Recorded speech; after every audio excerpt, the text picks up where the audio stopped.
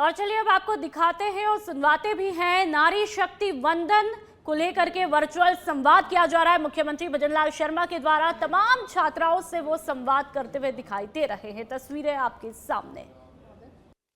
मेरा नाम खुशी शर्मा है और मैं university department Rajasthan technical university की इलेक्ट्रिकल इंजीनियरिंग की 3rd ईयर की छात्रा हूँ।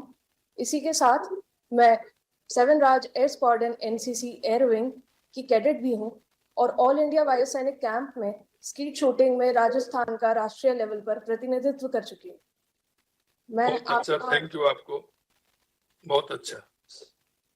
मैं आपका आभार व्यक्त करना चाहूंगी सर कि इतने इम्पोर्टेंट टॉपिक के ऊपर आपने हमारी यूनिवर्सिटी के छात्रों को रिप्रेजेंटेशन का मौका दिया।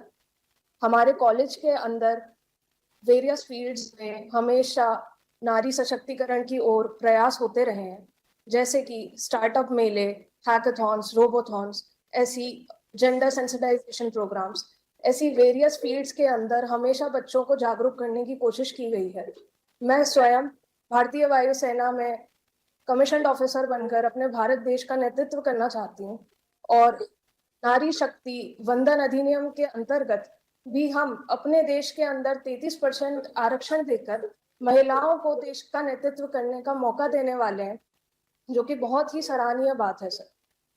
जिस तरह मैं भारतीय वायुसेना में नेतृत्व करने का सोच सकती हूँ, इसी तरह मैं चाहती हूँ कि हमारे देश की हर महिला को वेरियस फील्ड्स के अंदर अपना प्रतिनिधित्व करने का मौका मिले, जो कि आपकी और माननीय प्रधानमंत्री जी की वजह से सफल होने जा रहा है sir. Thank you very much. बहुत अच्छा, थैंक यू। निश्चित रूप से आपने जो मन में सोचा है, आपका जो मैं विश्वास देख रहा हूँ, ईश्वर आपके विश्वास को पूरा करेगा और एक दिन आप हमारे प्रदेश का, देश का नाम रोशन करेंगे। Thank you sir. विनती स्वरूप जो वनस्थली विद्यापीठ टोंक से जुड़ी है, अब वो अपनी बात रखें।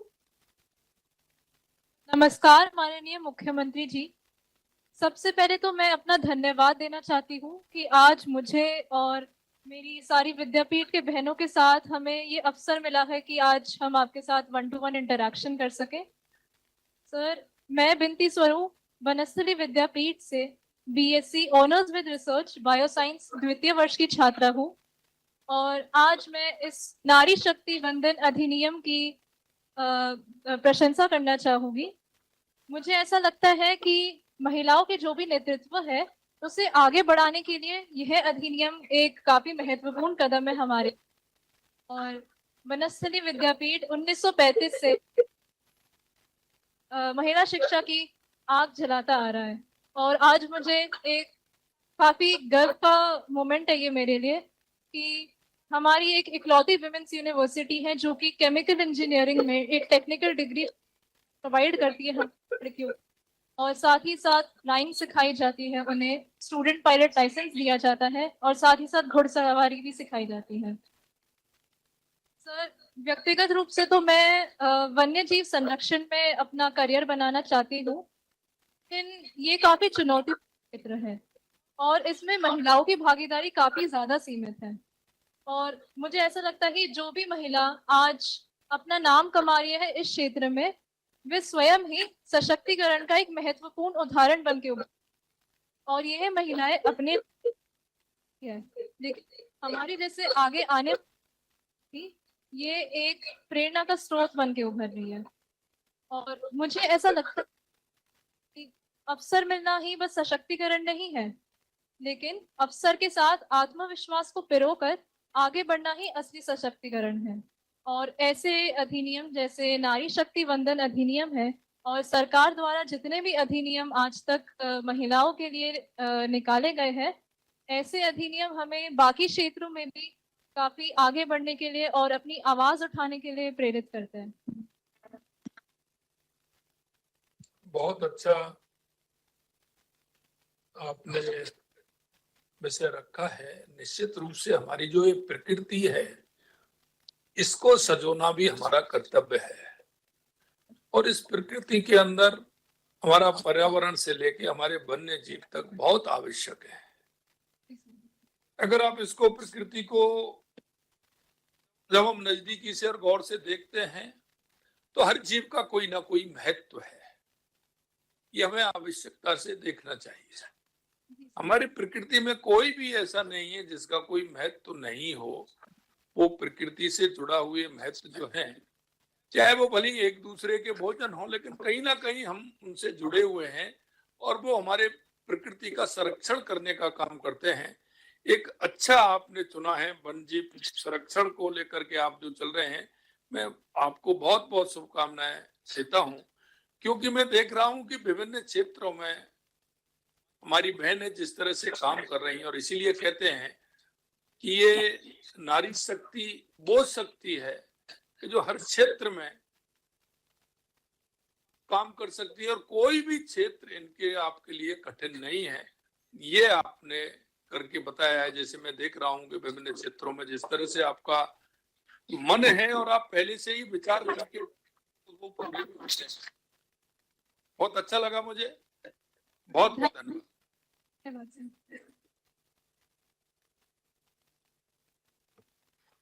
इनिका अग्रवाल जो भरतपुर मेडिकल कॉलेज से जुड़े हुए हैं, वो अपनी बात अब रखें।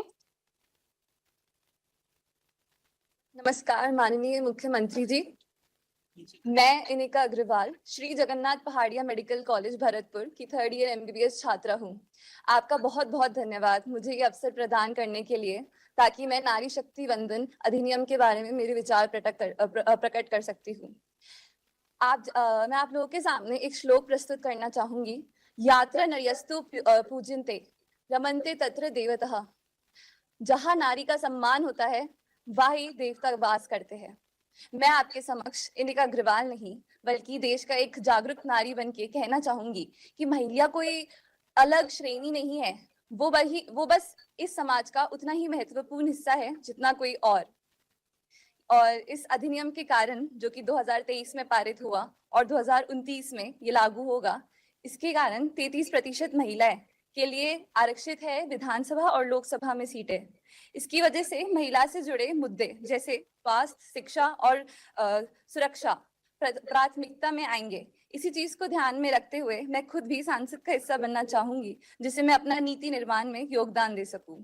फ्यूचर में एक डॉक्टर के रूप में मैं नारी शक्ति के लिए वुमेन स्वास्थ्य जागरूकता कैंप करवाना चाहूंगी और उस पद तक पहुंचना चाहूंगी जिससे मैं और भी लड़कियों को प्रोत्साहित कर सकूं और उनके भी आगे बढ़ने का मौका दे सकूं। और इसी के साथ मैं एक चीज और कहना चाहूंगी कि आप पे सारी महिला जो प्रस्तुत है, मेरी जो सारी बहनें प्रस्तुत है, कि हम सबको निडर होके ना दबना है किसी से, ना झुकना है किसी के सामने। अपना आत्मविश्वास हमेशा हमारे साथ रखना है और आगे बढ़ते रहना है। धन्यवाद। थैंक यू, बहुत अच्छा। और इसके साथ साथ जो हमारी माता बहनों का जो आपने बताया कि हमें आगे बढ़ना है, इसमें मैं एक बात आपसे जरूर जोड़ना चाहूंगा कि सपने वो नहीं होते जो रात को सोते हुए दिखते हैं। हमें बनने के लिए सपने वो होने चाहिए कि जो हमें सोने नहीं दे। अगर इसको हम अपना लेंगे तो हमारी मातृशक्ति निश्चित रूप से जिस हौसले के साथ आप काम करना चाहती हैं उस मंजिल को पाकर के रहेंगी, ये मैं आपको विश्वास दिलाता हूं। आपका जो हौसला है निश्चित रूप से बहुत अच्छा है, बस आप उसको धार देते चलिए और मन में उस सपने को सचोजे के साथ साथ उसको कर्म में परिवर्तन करते चलिए। निश्चित रूप से ईश्वर आपको जो आप चाहते हैं वो आप बन के रहोगे, ऐसा मुझे विश्वास है। बहुत बहुत धन्यवाद सर। प्रांजल बंबोरिया श्री पदमपत सिंघानिया यूनिवर्सिटी उदयपुर, आप अपनी अब बात रखें। नमस्कार माननीय मुख्यमंत्री महोदय। सर, सबसे पहले तो मैं आपको बहुत बहुत धन्यवाद करना चाहूंगी कि आपने हमें अवसर प्रदान किया कि हम आपके साथ जुड़ सके और इस महत्वपूर्ण विषय पर चर्चा कर सके। सर, मेरा नाम प्रांजल बंबोरिया है। मैं सर पदमपत सिंघानिया यूनिवर्सिटी उदयपुर की छात्रा हूँ। सर, मैं प्रथम वर्ष की छात्रा हूँ, अपनी बीटेक बायोटेक्नोलॉजी से कर रही हूँ। सर, कॉलेज के साथ साथ सर मैं एनएसएस की भी सदस्य हूँ और स्टूडेंट काउंसिल का भी हिस्सा हूँ, जिससे सर मुझे समाज सेवा और नेतृत्व रूपी विषयों में एक बहुत ही विशेष रुचि रही है हमेशा से, स्कूल टाइम से। और सर आज हम इस महत्वपूर्ण विषय जिस पर हम चर्चा करने के लिए जुड़े हुए हैं, नारी शक्ति वंदन अधिनियम, सर ये महत्वपूर्ण कानून होने के साथ साथ नारी साक्षरता में एक बहुत ही ऐतिहासिक कदम भी है। और सर इसके ना ही सिर्फ ये अधिनियम बल्कि जो योजना है जो राजस्थान सरकार बेटियों के लिए लाई है, जैसे सर लाडो प्रोत्साहन योजना हो गई, आपकी बेटी योजना हो गई, सर ये सारी ना की आर्थिक मदद करती है बल्कि आत्मनिर्भर बनाने में काफी सहयोग करती है। इसके अलावा सर आत्मविश्वास देती है क्योंकि आप सिक्योर फील करते हैं। और सर एक और चीज मैं बोलना चाहूंगी कि मैं एक बहुत ही उन्नत क्षेत्र से जुड़ाव रखती हूँ, बायोटेक्नोलॉजी से, जो कि सर अभी काफी नया फील्ड है और सर इसमें लड़कियां बहुत आगे बढ़ रही है। तो सर इन्हीं सारे अधिनियम योजनाओं के कारण सर हमें नई अपॉर्चुनिटीज मिलती है, तो सर एम्प्लॉयमेंट बढ़ता है और जिससे सर देश का विकास होता है। तो सर इसके लिए आपका बहुत बहुत धन्यवाद। और सर मैं एक और चीज बोलना चाहूंगी, मैंने सुना है, मैंने देखा है कि जब एक नारी बढ़ती है, जब एक नारी आगे बढ़ती है, जब एक नारी को अवसर मिलता है तो वो केवल अकेली आगे नहीं बढ़ती, वो पूरे समाज को अपने साथ लेकर बढ़ती है। तो सर इन सारी चीजों के लिए बहुत बहुत धन्यवाद।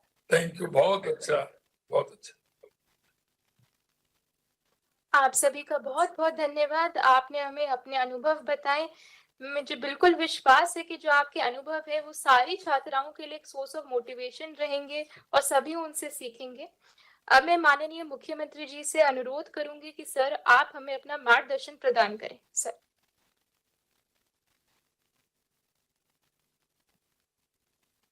आज के इस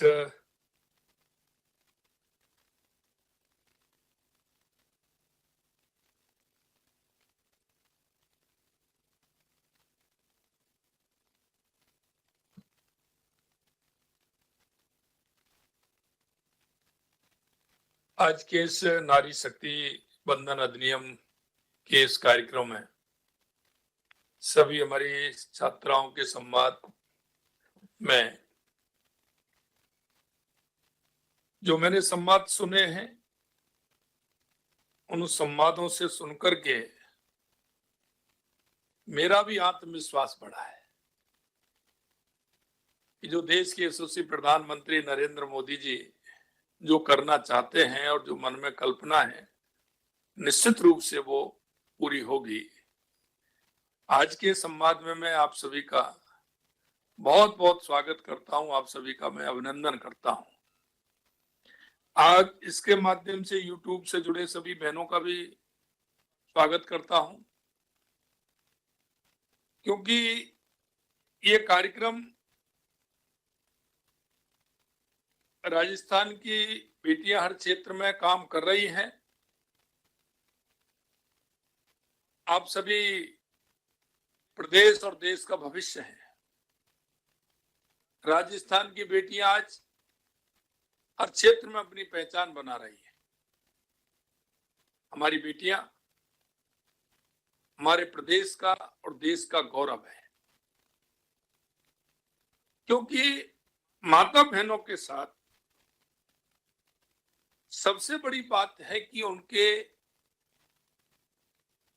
मन में व्यक्ति के प्रति, समाज के प्रति जो संवेदना है, उनका जो मातृत्व भाव है, उस मातृत्व भाव के कारण सबको साथ लेकर के चलने की जो उनकी इच्छा शक्ति होती है, निश्चित रूप से वो ही हमारे समाज का उद्धार करती है।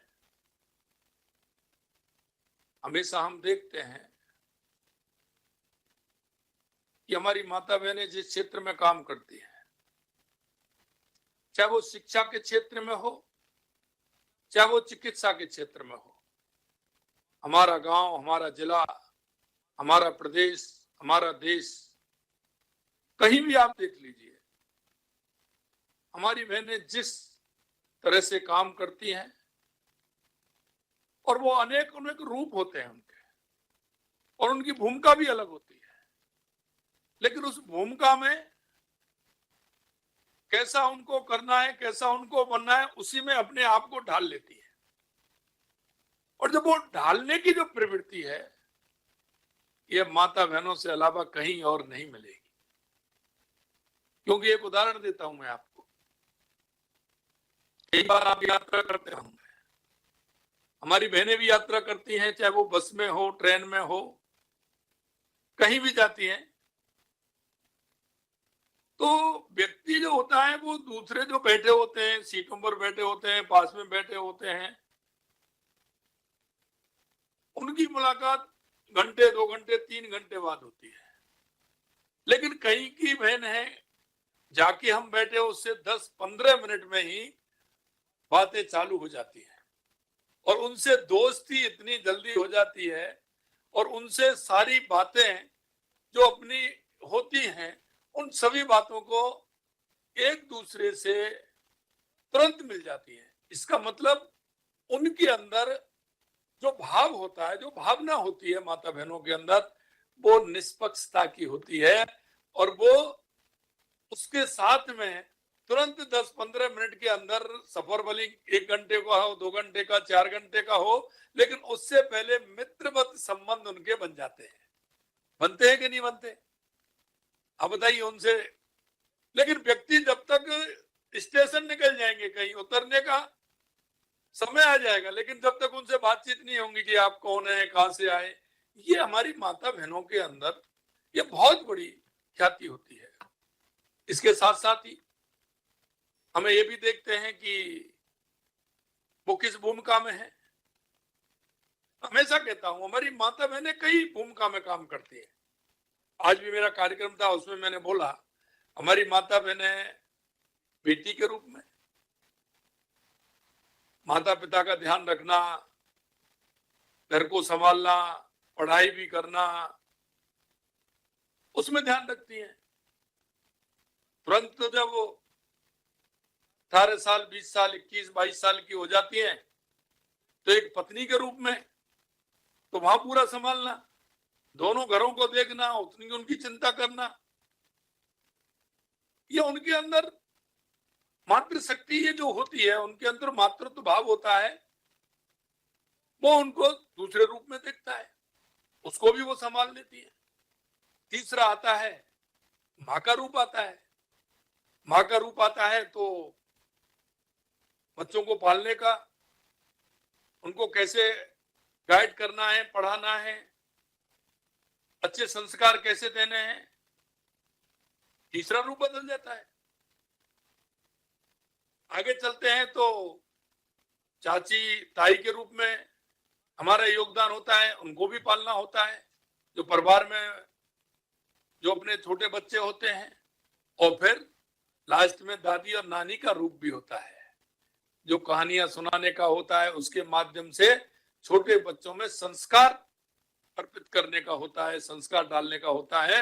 हम ये रूप लगातार हमारे बदलते हैं, लेकिन बदलते हुए परिवेश में हमारी भूमिका अलग अलग होती है, लेकिन उन भूमिकाओं में ढालते हुए हम हमारा जो जीवन है उसको पूर्ण रूप से संतुलन कैसे बने, उसमें सामाजिकता के हिसाब से संस्कार कैसे डालने हैं, उसको बड़े को कैसे डील करना है, ये सारे विचार जो आते हैं वो मातृ शक्ति से आते हैं। सहनशीलता की प्रमूर्ति होती है, सहन भी करती हैं, काम भी करती हैं। उसके बाद आप देखते हैं, आप जब घर जाते होंगे, अधिकतर घर रहते हैं, बाकी का हॉस्टल में जैसे आप रह रहे हैं, विद्यापीठ में रह रहे हैं, अन्य जगह पर आप पढ़ाई कर रहे हैं, लेकिन घर जाते होंगे तो माताजी सबसे बाद में सोती हैं और सुबह जब आप जगते हैं उससे पहले तो बहुत सारा काम हो जाता है और आपको चाय ला के दे देती हैं कि आप बैठे हुए चाय पिए। तो कितनी सहनशीलता होती है, सहन शक्ति होती है, काम करने की क्षमता होती है, ये हमारी माता बहनों के अंदर विद्यमान है। तो क्या वो राष्ट्र का जो काम है उसको नहीं कर सकती? बहुत अच्छी तरह से कर सकती है। और मैं आपको इसके साथ साथ ये कहना चाहता हूं कि हमारे प्रधानमंत्री जी के अंदर जो आपने देखा होगा, आज हमारी महामहिम राष्ट्रपति द्रौपदी मुर्मू जी एक साधारण गांव से आदिवासी महिला आज हमारी राष्ट्र अध्यक्ष है। ये कल्पना कोई ऐसे नहीं आ सकती। ये हमारे देश के यशस्वी प्रधानमंत्री नरेंद्र मोदी जी का एक माता बहनों के प्रति जो सम्मान है वो उसमें झलकता है, क्योंकि माता बहनें हमारा घर भी चलाती हैं। घर चलाती है तो कितनी मितव्यता से चलाती है। जहां आवश्यकता होती है वहां खर्च भी करती हैं, और जहां आवश्यकता नहीं होती है मां उतना ही खर्च करती है जितनी आवश्यकता है। और संचय की अगर बात करो तो मेरी माता बहनों से ज्यादा कोई भी संचय नहीं कर सकता। विपत्ति में कोई भी परिवार हो, कोई भी घर हो, आपसे भी कह रहा हूं, भले पिताजी को जाकर के पूछ लेना, जब आवश्यकता होती है तो उस संचय पूंजी में से पिताजी को माताजी ही देती हैं, क्योंकि उनकी जो संचय की प्रवृत्ति है उसको कोई रोक नहीं सकता। और ये हमारे राष्ट्र की वो ताकत है जो आपने देखा होगा, नोटबंदी से लेकर के नोटबंदी में माता बहनों का, और उसके बराबर भारत की जो अर्थव्यवस्था का मूल कारण है वो हमारी मातृशक्ति का संचय का कारण है कि वो संचय करते हुए अपनी अर्थव्यवस्था को मजबूत रखती है। बहुत बड़ा कारण है। और इसलिए आपने देखा होगा, देश के अंदर अगर वित्त मंत्री हैं तो हमारी मातृशक्ति है निर्मला सीतारमण जी, और अगर राजस्थान की बात करो तो हमारी वित्त मंत्री हैं दिया कुमारी जी। ये कोई ऐसे ही नहीं है, ये एक सोच का फर्क होता है, एक विजन होता है। और माननीय प्रधानमंत्री जी ने हमेशा मातृशक्ति के बारे में सोचा है।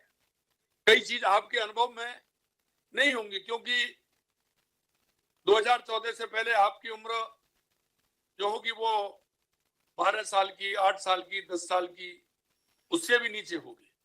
लेकिन आपने देखा 2014 में जब प्रधानमंत्री जी हमारे प्रधानमंत्री बने थे तो उनका विजन क्या था। सबसे पहले अगर उन्होंने काम किया तो मातृशक्ति के लिए काम किया। ये आज का नहीं है कि 2023 में हमने रखा, हम उसको अब लेके आ रहे हैं। ये विजन हमारा शुरू का है, क्योंकि आधी आबादी हमारी माता बहनों की, उनकी सहभागिता हर क्षेत्र में आवश्यकता। और इसलिए आपने देखा कि जब 2014 में हमारी सरकार आई तो 2015 में ही हमने बेटी बचाओ बेटी पढ़ाओ का अभियान लिया था। कई विरोधी लोगों ने कहा था कि बेटी बचाओ बेटी पढ़ाओ ये सरकार का काम है क्या, लेकिन नहीं कहा, नहीं हमारा सरकार का काम है, सामाजिक क्षेत्र का काम है, लेकिन हमारी सरकार करेगी इसको। हम समाज के विभिन्न एनजीओ को जोड़ेंगे, समाज के लोगों को जोड़ेंगे। और आपने देखा कितना बड़ा अंतर था, बेटा और बेटी के अंदर लिंग अनुपात में बहुत बड़ा अंतर था, लेकिन धीरे धीरे वो कम हो गया और आज हम उस अनुपात में बहुत आगे बढ़े हैं और हमारी बेटियों की संख्या बढ़ी है। बेटी बचाओ और बेटी पढ़ाओ, पढ़ाई के लिए लगातार नए नए इनोवेशन किए। क्या आवश्यकता है हमारी बेटियों को, कैसे हमारी बेटी आगे बढ़ सकती है, कैसे हमारी बेटी पढ़ सकती है, इस क्षेत्र में माननीय प्रधानमंत्री जी का काम रहा। और उसके अलावा कैसे हमारा सशक्तिकरण हो, कैसे हमारी माता बहनों को सम्मान मिले, और वो सम्मान मिला। आपने देखा गांव में या कस्बे में पहले टॉयलेट कहां थे, हमारी माता बहनें अंधेरे का इंतजार करती थी, सुबह सूर्य निकलने से पहले शौच के निवृत्त के लिए जाती थी होने के लिए। लेकिन माननीय प्रधानमंत्री जी के मन में ये बात आई, 70 साल से तो नहीं आई किसी के मन में कि हमारी माता बहनों को सम्मान मिलना चाहिए। तो घर घर में शौचालय टॉयलेट बनवा करके उनको माता बहनों को सम्मान देने का काम किया। उसके बाद आया कि हमारी माता बहनें चूल्हे पर रोटी बनाती हैं, और जब रोटी वो बनाती हैं तो फेफड़ों में हमारे डॉक्टर जुड़े हुए हैं, हमारी जो एमबीबीएस बहनें हैं वो हैं कि वो धुआं से कितना हमारे फेफड़ों में वो धुआं जाता था और कितनी बड़ी दिक्कत होती थी। टीबी हो जाती थी, बड़ी परेशानी होती थी, आंखों में धुआं आता था तो उससे भी परेशान रहती थी, और बारिश के समय में तो बहुत ज्यादा परेशान रहती थी। लेकिन उन्होंने उज्ज्वला के माध्यम से घर घर में गैस कनेक्शन दिया, टंकी दी, तो उससे सरलता ही है, माता बहनों को उससे बहुत बड़ा लाभ मिला है। अब आप एक तरफ कहोगे कि आज तो जितनी बहनें मैं देख रहा हूं सभी के खाते होंगे, लेकिन पहले तो खाते गरीब आदमी के खाते नहीं होते थे। माता बहनों की तो बात छोड़िए, गरीब आदमी तो बैंक की चौखट पे नहीं जा पाता था। बैंक में तो वही लोग जाते थे जो पैसे वाले होते थे, लेकिन आज गरीब भी जा रहा है, हमारी माता बहनें भी जा रही है। जनधन के खाते खुलवा करके सभी माता बहनों का बैंकों में खाता खुलवाया। पूर्व के प्रधानमंत्री जी कहते थे कि हम 1 रुपया भेजते हैं 15 पैसे पहुंचता है, कटमनी लगता है। आज हमारी कोई भी योजना है तो पूरा पैसा पहुंचता है और खाते खुल गए तो बहनों को उसमें सम्मान मिला और वो पूरा का पूरा पैसा आता है। भ्रष्टाचार बंद हो गया। सीधा जो भ्रष्टाचार होता था, उनका पैसा नहीं पहुंचता था, उसको कम कराया। इस तरह की बहुत सारी योजना है। अब जैसे जिक्र किया लाडो योजना, लगातार उसमें काम कर रहे हैं। लखपति दीदी योजना, अगर मैं योजना का नाम लूं तो बहुत सारी योजना इस तरह की है जिनको लगातार हमारी सरकार काम कर रही है। शिक्षा के लिए, चिकित्सा के लिए अलग अलग मापदंड है, सबको कहीं कहीं नहीं जाना है। छोटी क्लास से लेकर के कितना पढ़ाई करना चाहती है उसके लिए सरकार ने पूरा सुनियोजित किया हुआ है, कैसे पढ़ाई होगी, कैसे आपको किसी तरह से प्रॉब्लम नहीं हो। इस काम को भी हम कर रहे हैं। मेरा कुल मिलाकर के ये है कि माननीय प्रधानमंत्री जी के मन में जिस तरह की बात थी और जिनको लेकर के वो चले थे वो है। जैसे मुद्रा योजना है, मुद्रा योजना में ऋण मिल रहा है, गारंटी सरकार दे रही है। और अभी आपने देखा 2 साल, 2.25 साल पहले जब हमारी सरकार आई थी तो हमने भी वायदा किया था, क्योंकि हम देखते थे बहनें पेपर देती थी, हमारे भाई पेपर देते थे, पेपर लीक हो जाते थे। किस तरह की स्थिति होती थी। 2 साल के अंदर 350 से ज्यादा पेपर हुए, एक भी पेपर लीक हुआ है क्या? ये हमारी दृढ़ इच्छा शक्ति है। आपने देखा हम 4 लाख सरकारी नौकरी देंगे, 6 लाख प्राइवेट में नौकरी देंगे। राजस्थान के अंदर 1,25,000 नियुक्ति पत्र दे दिए, प्रधानमंत्री जी दे के गए। अभी उसमें 25,000 तो अजमेर में। 1,35,000 की हमारी प्रक्रिया दी है, 1,25,000 का कैलेंडर हमने निकाल दिया। प्राइवेट तौर पर हमने 3 लाख रोजगार दिए हैं। और अभी हम 12 जनवरी को विवेकानंद जयंती पर हमने हमारी युवा नीति लागू की है। उस युवा नीति के माध्यम से हमारी बहनों को, हमारे भाइयों को हम विशेष करके जो सरकार से सहयोग लेना चाहते हैं उसमें पहले 2 लाख, 4 लाख, 5 लाख देने में ही सरकार दिक्कत देती थी। हमने उसमें 50 लाख से लेकर के 1 करोड़ रुपए का प्रावधान किया है ऋण देने का, और वो भी बिना ब्याज के, जिससे कि हमारी बहनें सशक्त हो सके, वो अपना काम कर सके। अभी मैं एक लघु उद्योग भारती का कार्यक्रम था, मैं जोधपुर गया था। जोधपुर में हमारी बहन, एक छोटी बेटी थी 21-22 साल की, वो मेरे से वहां मिली। उन्होंने कहा साहब मैं 22 साल की हूँ, 16 साल की ने मेरा काम स्टार्ट किया था, आज में मेरा टर्नओवर 6 करोड़ रुपए का है।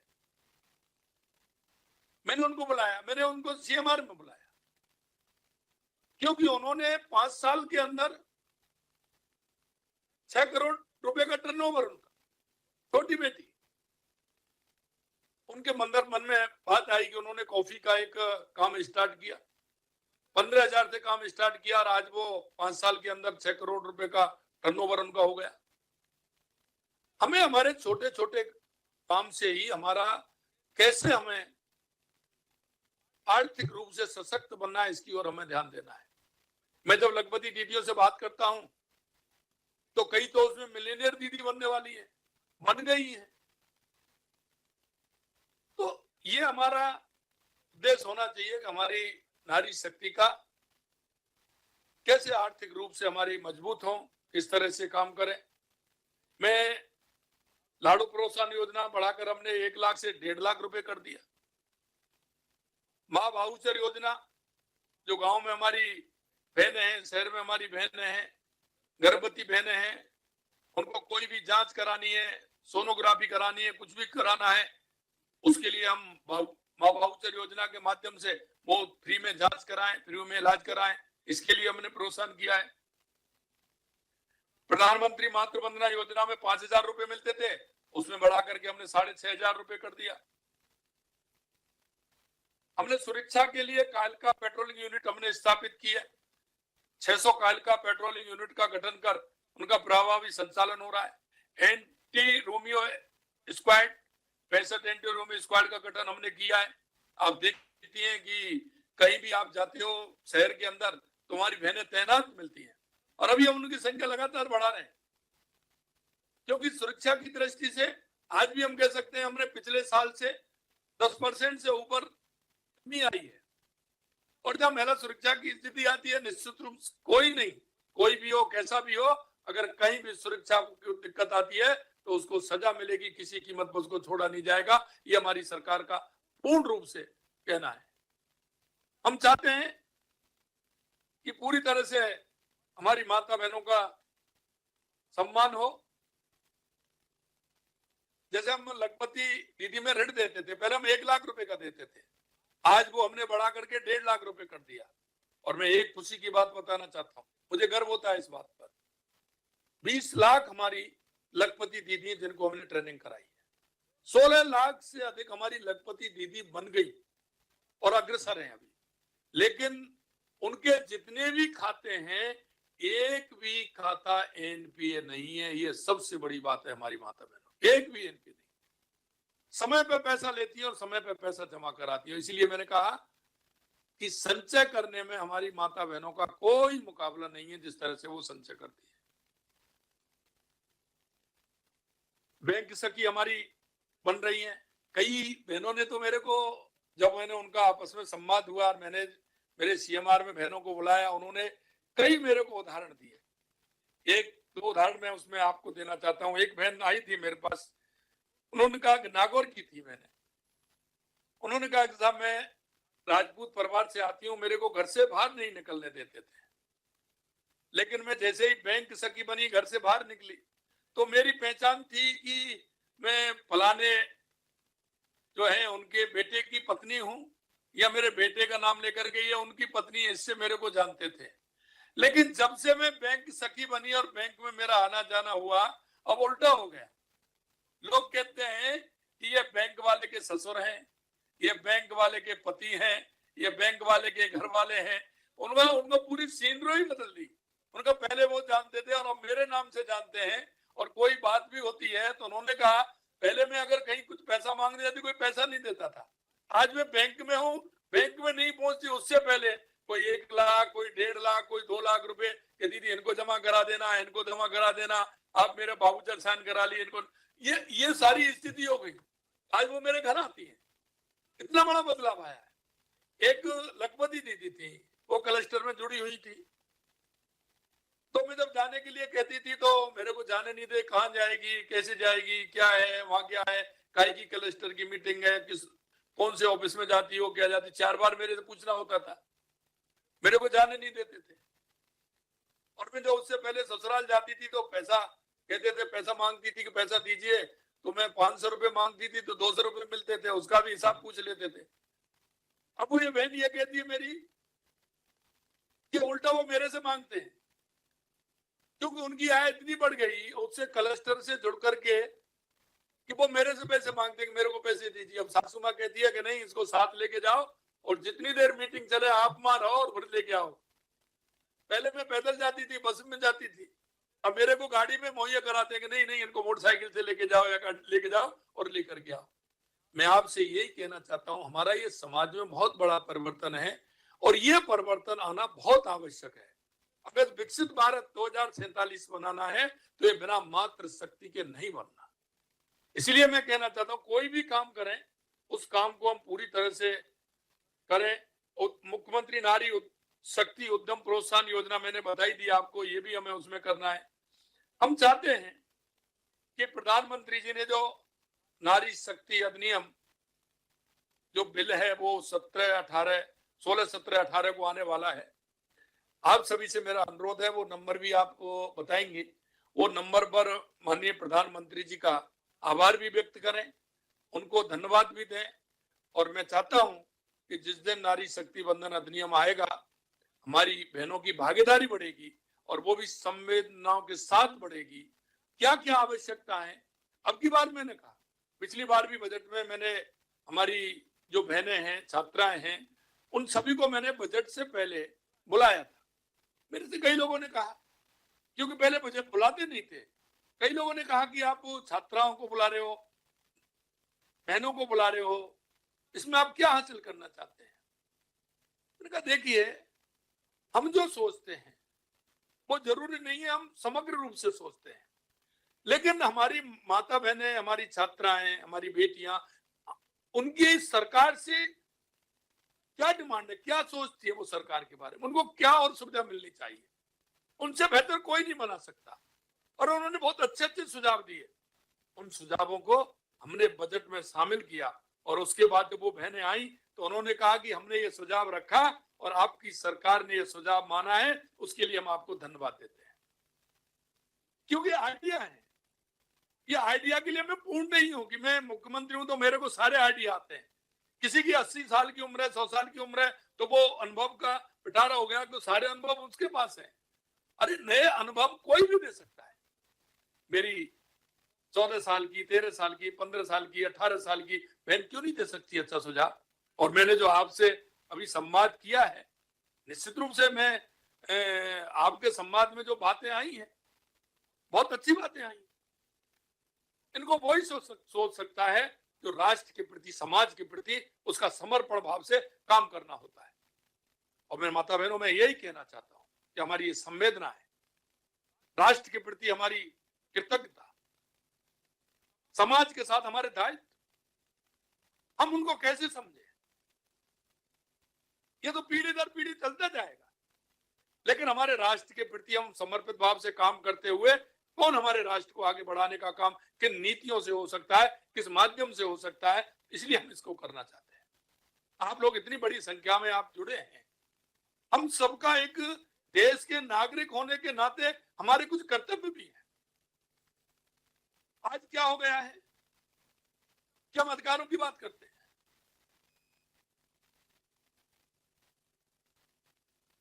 मेरी बहनों, मैं एक बात आपसे जरूर कहना चाहता हूं, ये अधिकार कब आया? ये अधिकार अभी आए हैं। ये देश हजारों सालों से सिर्फ कर्तव्य पर चलता है। एक दूसरे के कर्तव्य को हम अगर पहचानेंगे तो हमें कोई परिवार से लेकर के राज तक कहीं कोई दिक्कत नहीं आएगी। एक जनप्रतिनिधि का कर्तव्य क्या है, एक मंत्री का, मुख्यमंत्री का, सभी के कर्तव्य अलग अलग हैं। बेटी का कर्तव्य क्या है, बेटे का कर्तव्य क्या है, पिताजी का क्या है, माताजी का क्या है, बहन का क्या है, सबके कर्तव्य है। अगर हम कर्तव्यों को ओर चलेंगे तो हमारी सारी समस्याओं का समाधान हो जाएगा। लेकिन जब अधिकार की बात करते हैं तो मेरा और तेरा हो जाएगा।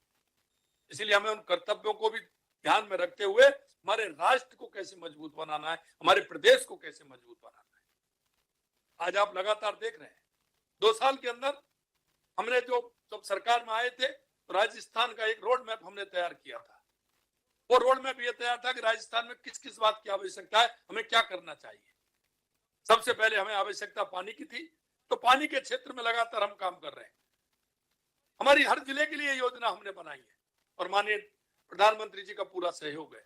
दूसरी आवश्यकता हमें बिजली की थी, राजस्थान में बिजली की आवश्यकता होनी चाहिए। हमने बिजली 8,671 मेगावाट पैदा हमने 2 साल के अंदर की है और हम आने वाले समय में बिजली में आत्मनिर्भर बनने वाले हैं। तीसरी आवश्यकता थी, हमारे यहाँ उद्योग लगे। उद्योग के लिए राजस्थान हमने पहली साल किया, 35 लाख करोड़ के आए, 9 लाख करोड़ रुपए की जमीन पर उतर गए। उसमें हमारे युवाओं को रोजगार मिल रहा है, हमारे राजस्थान उद्योग के क्षेत्र में आगे बढ़ रहा है, इसके लिए काम किया। चौथा था हमारे युवा भाई बहनों को रोजगार देना, उसमें लगातार हम, मैंने बताया जैसे हम काम कर रहे हैं। हमारे राजस्थान में बहुत पोटेंशियल है, पर्यटन के क्षेत्र में हम बहुत आगे जा सकते हैं। हमारा जैसा राजस्थान कहीं दूसरी जगह कहीं कोई नहीं है। हमारे राजस्थान में महलों से लेकर के, किलों से लेकर के कितना अच्छा है। डेजर्ट हमारे पास है, झीलें हमारे पास है, अभ्यारण्य हमारे पास है, बर्ड सेंचुरी हमारे पास है, बहुत कुछ राजस्थान के अंदर है। उद्योग में, शिक्षा में, चिकित्सा में, हमारी शेखावाटी की हवेलियां, बहुत सारा कुछ है हमारे राजस्थान में। अगर मैं मिनरल की बात करूं तो 85 प्रकार के मिनरल हैं जो राजस्थान के अंदर उपलब्ध हैं। अभी आप देख रहे हैं हमारी रिफाइनरी को 21 तारीख को माननीय प्रधानमंत्री जी उद्घाटन कर रहे हैं। ऐसा नहीं है, ये बहुत बड़ा संयंत्र हमारा है।